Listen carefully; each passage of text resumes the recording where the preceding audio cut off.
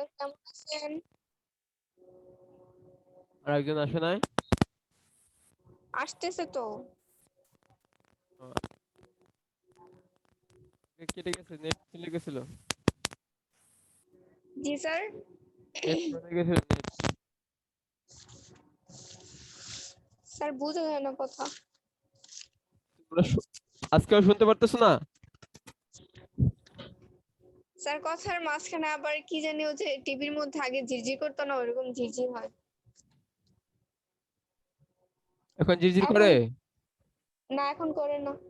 Sir অনুধাবনমূলক প্রশ্ন আপনি ক খ দিয়েছিলেন, তারপর আজকে ঘ। আচ্ছা, কখন না, ওটা হয়েছিল ওই দেখো উপর ঘর নাম্বার দেখা যাচ্ছে। হ্যাঁ, তরঙ্গের বেগের মাধ্যমে।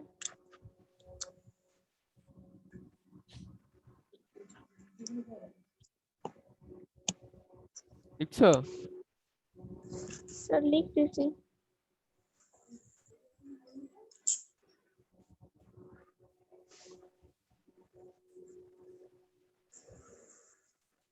আচ্ছা,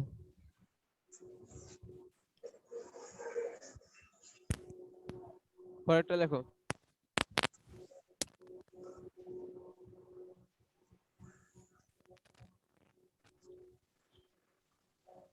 ওটা কি শব্দের তীব্রতা 40 ওয়াট পার মিটার স্কয়ার বলতে কি বুঝো নাকি? জি স্যার। তো উত্তরটা হচ্ছে, স্যার একটু দাঁড়ান, একটু পরে করেন, ওইটা লিখে নেন।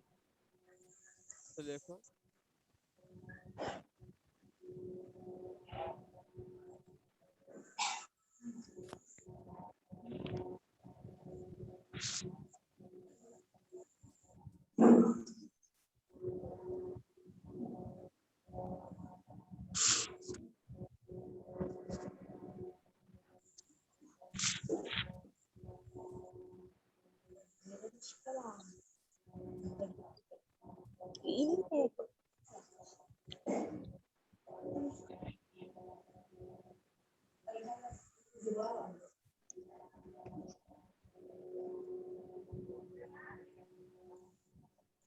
লিখছো? আগেরটা লিখছো? জি স্যার। শব্দের তীব্রতা 40 ওয়াট পার মিটার স্কয়ার বলতে বুঝি শব্দ বিস্তারের বিস্তারের অভিমুখে অভিমুখে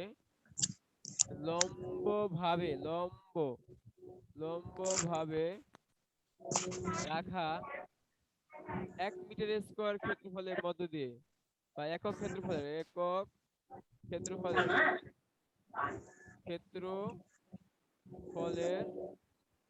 মধ্য দিয়ে মধ্য দিয়ে প্রতি সেকেন্ডে কত জুল? 40 জুল। 40 জুল লিখতে হবে। 40 জুল হয়ে গেল। শব্দ শক্তি, প্রতি জুল শব্দ শক্তি প্রবাহিত হয়। শব্দ শক্তি প্রবাহিত হয়। শব্দের তীব্রতা 40 ওয়াট পার মিটার স্কয়ার বলতে বুঝি কি বুঝি শব্দ শব্দ বিস্তারের বিস্তারের দিকে, অভিমুখে অভিমুখে বা সম্ভবভাবে দিকে লম্বভাবে রাখা একক ক্ষেত্রফলের মধ্য দিয়ে প্রতি সেকেন্ডে 40 জুল শব্দ শক্তি প্রবাহিত হয়। প্রবাহিত হয়। এটা আমরা বুঝি। হ্যাঁ, ঠিক আছে? এতটুকুই শেষ। হ্যাঁ, স্যার এতটুকুই শেষ। হ্যাঁ, এটা এইটুকুই। 2 স্যার মার্কের প্রশ্ন। এতটুকুর মধ্যে 2 দিবেন তো? এটা বলতে কি বুঝো না, এর ব্যাখ্যা তো এটাই বোকা। ও আচ্ছা। 3 নাম্বার। 3 নাম্বার প্রশ্নটা নিচে আছে লেখা। অনুপ্রস্থ এবং অনুদৈর্ঘ্য তরঙ্গের পার্থক্য লিখো। অনুপ্রস্থ এবং অনুদৈর্ঘ্য তরঙ্গের পার্থক্য লিখো।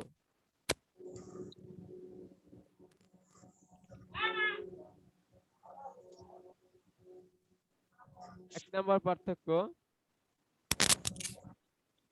যে তরঙ্গের ক্ষেত্রে তরঙ্গের তরঙ্গের ক্ষেত্রে যে তরঙ্গের ক্ষেত্রে জড় মাধ্যমের কণাগুলো মাধ্যমের কণাগুলো কণাগুলো কোথায়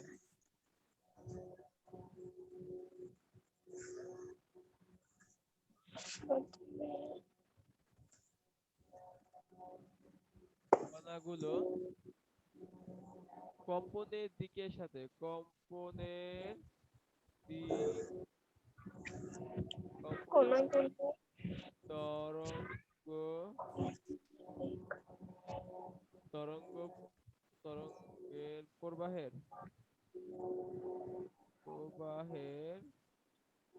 দিকের সাথে দিকের সাথে সমকোণে সমকোণে বা লম্বভাবে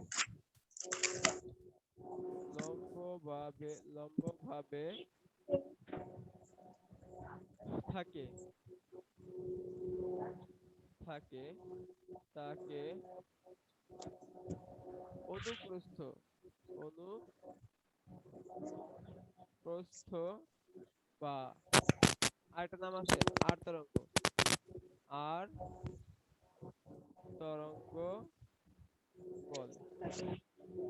যে তরঙ্গের ক্ষেত্রে জড় মাধ্যমের কণাগুলো কম্পনের দিক তরঙ্গের প্রবাহের দিকের সাথে সমকোণে বা লম্বভাবে থাকে তাকে অনুপ্রস্থ বা আর তরঙ্গ বলে। অনুদৈর্ঘ্য তরঙ্গের আবার 1 নম্বরে দেখো, যে তরঙ্গের ক্ষেত্রে এখানে কতটুকু কপি করে নিয়ে আসি, কম্পনের দিক তরঙ্গের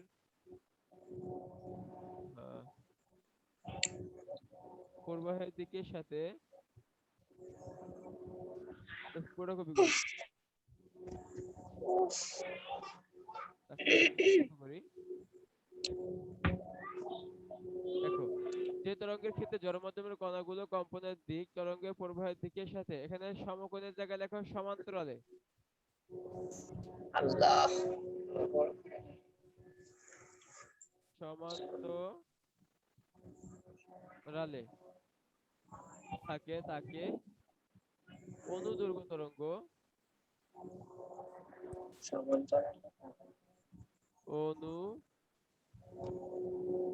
অনুদৈর্ঘ্য তরঙ্গ বা লম্বিক তরঙ্গ বলে।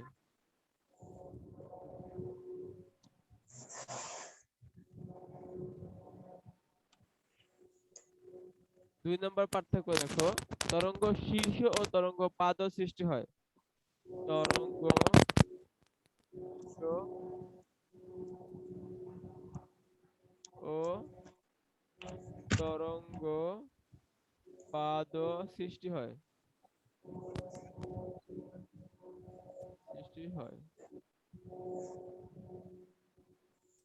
মাধ্যমের সংকোচন ও প্রসারণ সৃষ্টি হয়।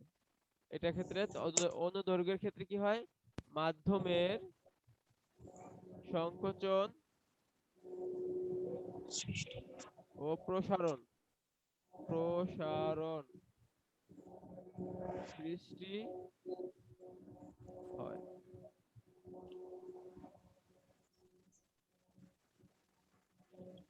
3 নম্বর দেখো, পরপর দুটি তরঙ্গ শীর্ষ বা পরপর দুটি তরঙ্গ পাদ এর মধ্যবর্তী দূরত্বকে তরঙ্গ দৈর্ঘ্য বলে। পর পর দুটি তরঙ্গ শীর্ষ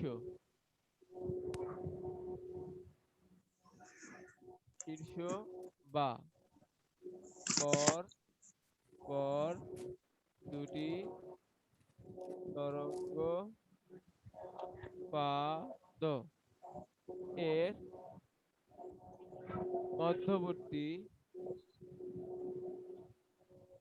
মধ্যবর্তী দূরত্বকে তরঙ্গ দৈর্ঘ্য বলে।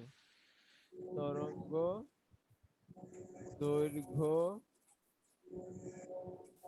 বলে। তারপরে অনুদৈর্ঘ্য তরঙ্গের ক্ষেত্রে তরঙ্গ দৈর্ঘ্য কাকে বলে?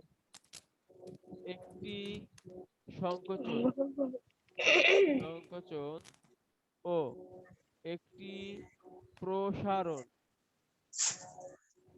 প্রসারণ মিলিত মিলিত দৈর্ঘ্যকে তরঙ্গ দৈর্ঘ্য বলে। তরঙ্গ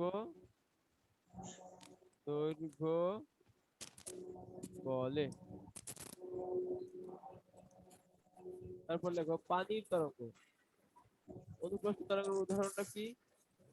পানির তরঙ্গ।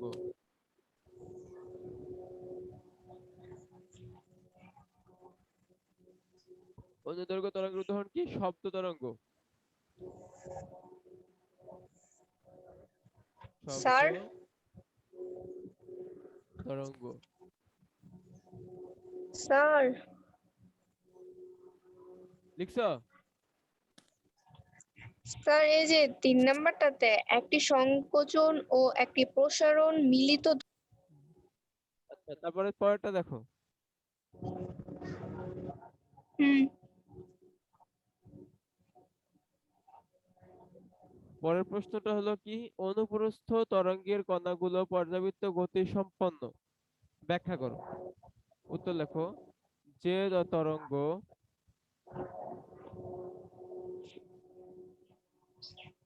যে তরঙ্গ মাধ্যমের কণা গুলোর কম্পনের দিক তরঙ্গ প্রবাহের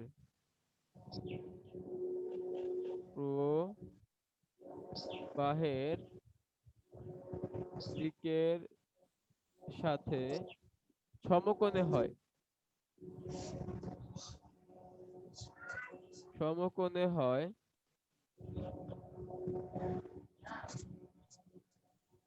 সমকোণে হয় তাকে অনুপ্রস্থ, একটু আগে পড়ছি এটা আমরা, অনুপ্রস্থ তরঙ্গ বলে। একটু আগে আমরা কিন্তু দেখছি তরঙ্গ বলে। এটি মাধ্যমে তরঙ্গ শীর্ষ তরঙ্গ শীর্ষ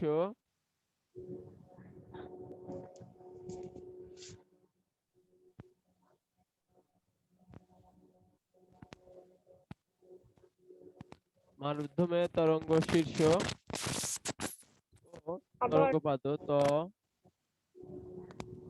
তরঙ্গ পাদ উৎপন্ন করে সঞ্চালিত হয়। উৎপন্ন করে সঞ্চালিত হয় কি লিখছি আমরা?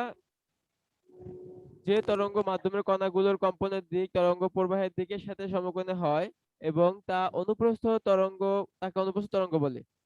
তাকে হ্যাঁ তাকে অনুপ্রস্থ আমি তরঙ্গ পড়ি। বলে।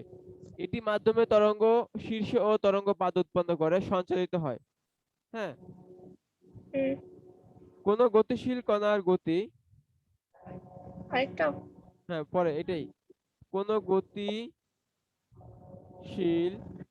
কণার গতি, হ্যাঁ দেখো, কোন গতিশীল এমন হয় যে, যদি এমন হয় যে ওনার গতি যদি এমন হয়। হ্যাঁ, কোনো গতিশীল কণার গতি যদি গত লিখছি না, হ্যাঁ। গতি এমন হয় যে এটি এর এটি এর গতিপথের কোন নির্দিষ্ট বিন্দুকে গতিপথের কোন নির্দিষ্ট বিন্দুকে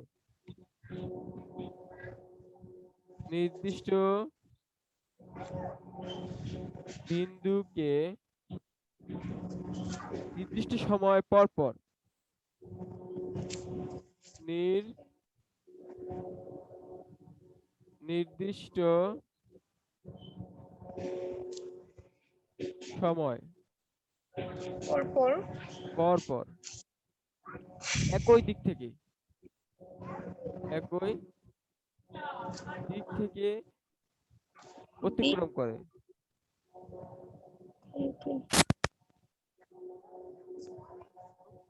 করে তাকে পর্যাবৃত্ত অতিক্রম করে। পর্যাবৃত্ত গতি বলে। এটা পর্যাবৃত্ত গতির সংজ্ঞা দিলাম, আগের বার পর্যাবৃত্ত তরঙ্গের সংজ্ঞা দিলাম, এর সংজ্ঞা দেওয়া হলো। স্যার আপনার সাউন্ড গেছে গা আবার। আমার সাউন্ড নাই? না স্যার একবারে আসছি। শোনা যাচ্ছে একটু? জি স্যার। শোনা যাচ্ছে না? মোবাইল কানে এনে নেওয়া লাগে স্যার, স্পিকার মোবাইলের এত আচ্ছা, আমি অল্প। তো জোরেই কথা বলতেছি। এখন শোনা যাইতেছে। আচ্ছা ঠিক আছে, তাহলে আমি বলতেছিলাম কি, দুটো সংজ্ঞা দিলাম। একটা হলো হ্যাঁ। পর্যাবৃত্ত গতির সংজ্ঞা, আর হচ্ছে অনুপ্রস্থ তরঙ্গের অনুপ্রস্থ আরেকটা হচ্ছে সংজ্ঞা। পর্যাবৃত্ত গতি। হ্যাঁ। সংজ্ঞা দুটো দেওয়ার পরে এখন আমাদের মূল ব্যাখ্যাটা আসবো। অনু ও স্যার আর আছে। আল্লাহ। অনুপ্রস্থ তরঙ্গ মাধ্যমের মাধ্যমের কণাগুলো একটি নির্দিষ্ট সময় পর পর একটি নির্দিষ্ট বিন্দুকে একই দিক থেকে অতিক্রম করে। নির্দিষ্ট পর পর একটি নির্দিষ্ট বিন্দুকে একই দিক থেকে অতিক্রম করে। পরপর তাই অনুপ্রস্থ তরঙ্গের কণাগুলো অনুপ্রস্থ তরঙ্গের কণাগুলো পর্যাবৃত্ত গতিসম্পন্ন পর্যাবৃত্ত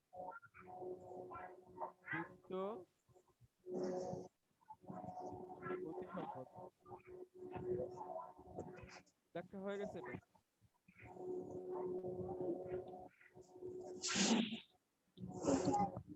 পরের প্রশ্নটা তোমরা দেখতে পাচ্ছ, কি দেখতে পাচ্ছ বলো? স্যার কথা আবার আসতে শোনা যাইতেছে, আপনি একটু রেস্ট নেন, এটা লিখি। অনুপ্রস্থ লিখবা? তা লিখো।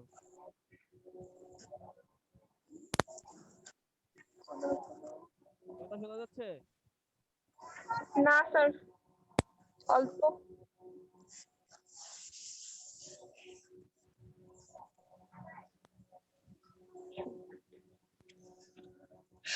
হ্যাঁ স্যার লিখেন 5 নম্বরটা।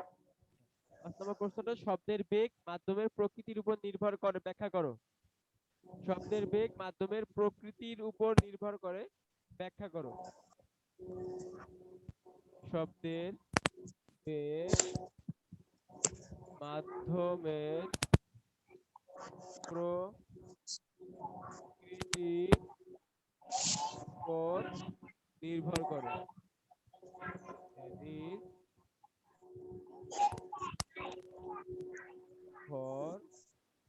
করে। তাই তাই বিভিন্ন মাধ্যমে মাধ্যমে এই বেগ বিভিন্ন হয়। বিভিন্ন মাধ্যমে বেগ বিভিন্ন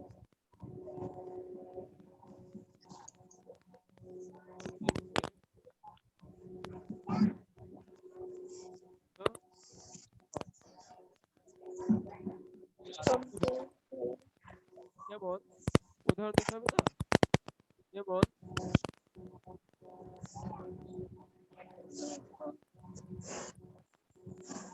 বায়ু পানি, বায়ু পানি এবং বলো লোহা পদার্থ। লোহাতে ভিন্ন ভিন্ন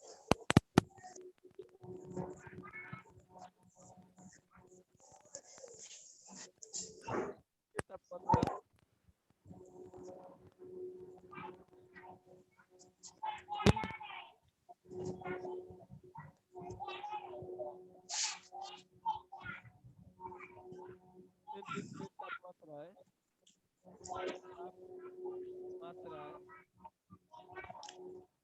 সেন্টিগ্রেড তাপমাত্রা কি হবে?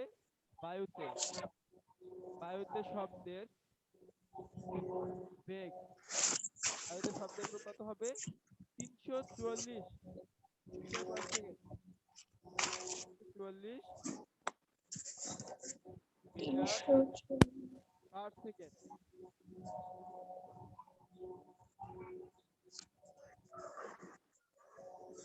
হবে 344 মিটার পার সেকেন্ড। তাহলে কিসে বলছি? বায়ুতে। স্যার। পানিতে কত হবে? পানিতে বলো। জি স্যার। বলছি দেখা যাচ্ছে না? আমি বলছি এখানে কি বলছি বল, শব্দের বেগ বিভিন্ন মাধ্যমের প্রকৃতির উপর নির্ভর করে। মাধ্যমের প্রকৃতির উপর নির্ভর করে। তাই বিভিন্ন মাধ্যমে শব্দের বেগ বিভিন্ন হয়। ভিন্ন ভিন্ন হয়। যেমন বায়ু, হ্যাঁ, লোহা শব্দের বেগ ভিন্ন ভিন্ন। ভিন্ন ভিন্ন। 20 ডিগ্রি সেন্টিগ্রেড তাপমাত্রায় বায়ুতে শব্দের বেগ হচ্ছে 344 মিটার পার সেকেন্ড। পানিতে পানিতে শব্দের বেগ কত? পানিতে শব্দের বেগ হচ্ছে 1450 মিটার পার সেকেন্ড। পানিতে। এরপর যদি বলা হয় এবং লোহাতে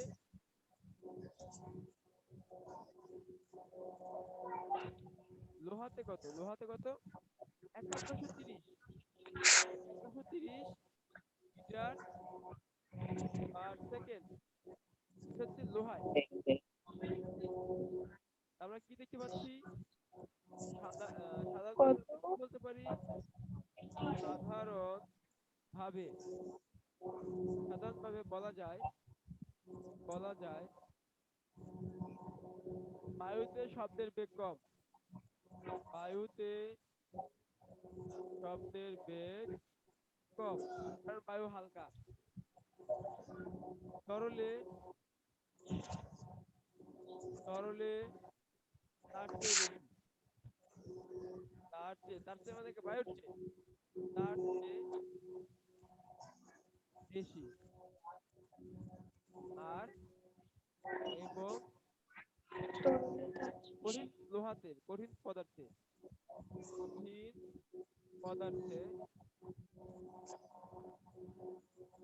সবচেয়ে বেশি।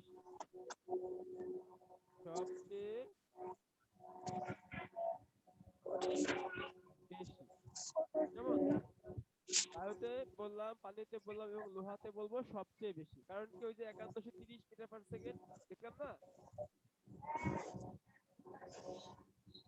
বুঝছো? হ্যাঁ স্যার। প্রশ্নটা কি বুঝছো? হ্যাঁ স্যার, বলো। একটা কাজ করি, কি? আমি লিভ নিয়ে আবার জয়েন করি, দেখি সাউন্ডটা ভালো আসে কিনা। দেখো। মোহনা শুনতে পারতেছো? হ্যাঁ স্যার। মোহনা কি শুনতে পারতেছে? তো কথা বলো না।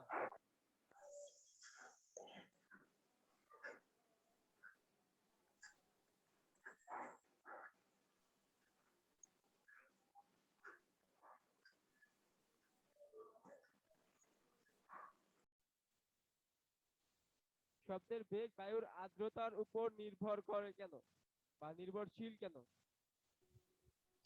Hello hello, sir.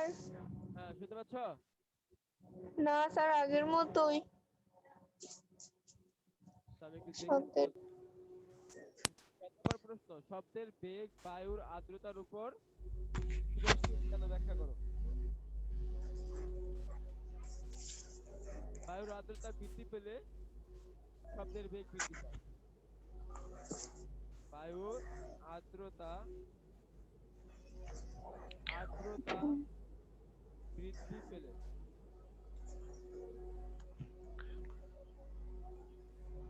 বায়ুর আর্দ্রতা বৃদ্ধি পেলে শব্দের বেগ বৃদ্ধি পায়। শব্দের বেগ বৃদ্ধি পায়।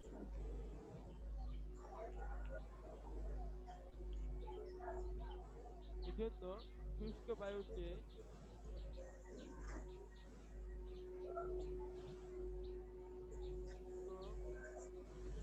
বায়ুকে এজন্য শুষ্ক বায়ুকে আর ভেজা বায়ুকে এজন্য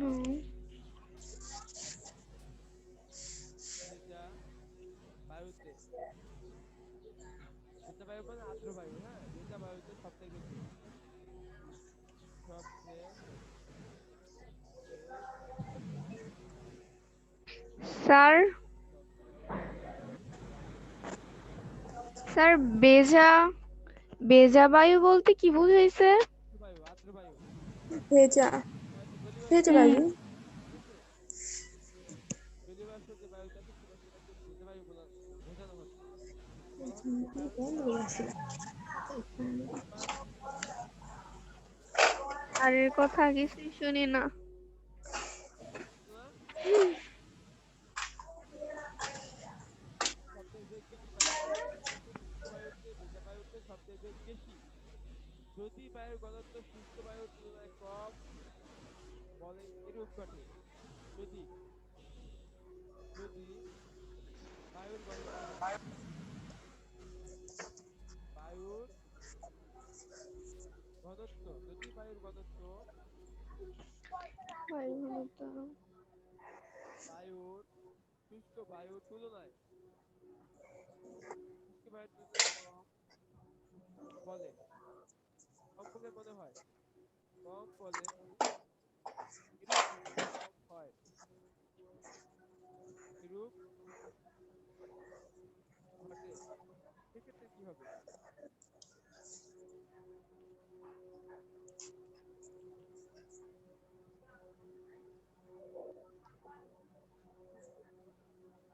এখানে যদির থেকে আর্দ্র লেখো,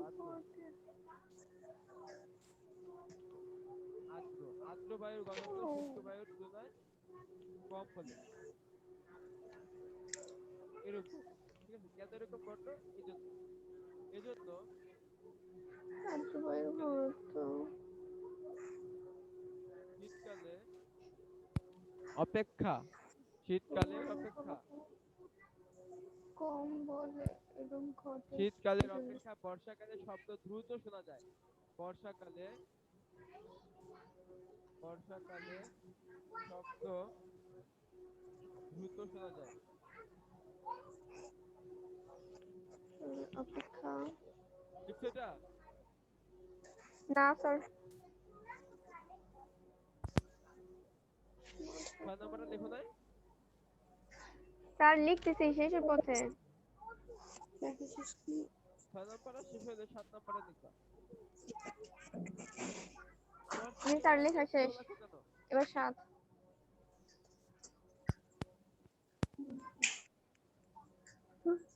বায়ু অপেক্ষা পানিতে শব্দের বেগ বেশি কেন ব্যাখ্যা করো। হ্যাঁ, এটার ব্যাখ্যাটা কি হবে? কোন মাধ্যমের মাধ্যমের শব্দের বেগ ওই মাধ্যমের স্থিতিস্থাপকতার স্থিতিস্থাপকতার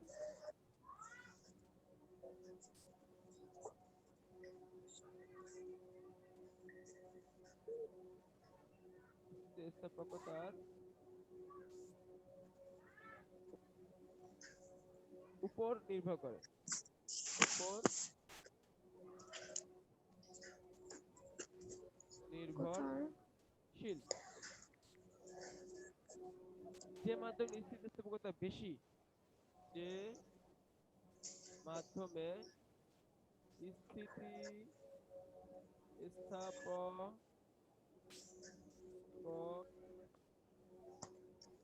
স্থিতিস্থাপকতা বেশি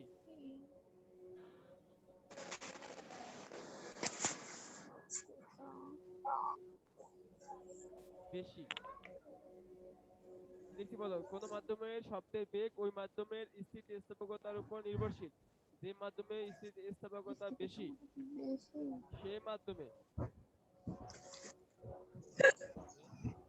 কি ঘটে? সে মাধ্যমে শব্দের বেগ বেশি। বায়ু অপেক্ষা পানির স্থিতিস্থাপকতা বেশি বলে বায়ুর চেয়ে পানির স্থিতিস্থাপকতা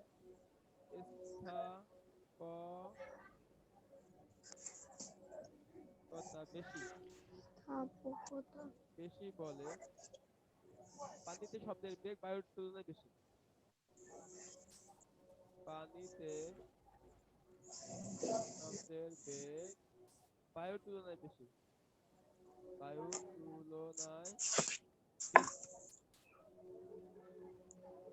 লিখছো? হ্যালো, জি স্যার। লিখছো? বায়ু অপেক্ষা হ্যাঁ স্যার। ব্যাখ্যা করো। কোন মাধ্যমে শব্দের বেগ ওই মাধ্যমের স্থিতিস্থাপকতার উপর নির্ভরশীল। যে মাধ্যমের স্থিতিস্থাপকতা বেশি মাধ্যমের শব্দের বেগ বেশি। বায়ুর চেয়ে পানির স্থিতিস্থাপকতা বেশি বলে পানিতে শব্দের বেগ বায়ুর তুলনায় বেশি। আজকে আমরা আর ক্লাস আগাবো না, ঠিক আছে? আজকে ক্লাস আমরা এখানেই শেষ করি।